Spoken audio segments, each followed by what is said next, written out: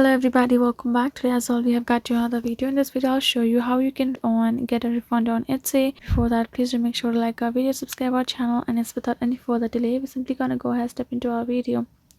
For the matter, what you have to do is, first of all, you're gonna go ahead and access your particular Etsy, and then simply go ahead tap on this shop manager account on top right.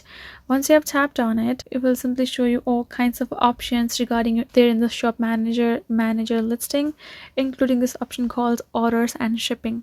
Go ahead, tap on it. So now it will simply show you the particular order of viewers that you want to simply refund. Go ahead, tap on this three dot icon given beside and tap on this issue a refund. Once you have tapped on this issue a refund, it will simply ask you the reasons why you need refund. Go ahead, choose a particular reason for it.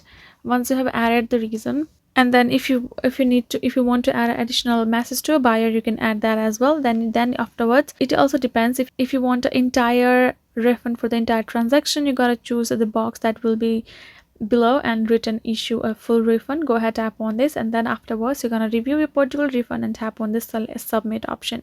Once you have tapped on submit, your refund will be submitted to the buyer, and that way you will get your refund easily.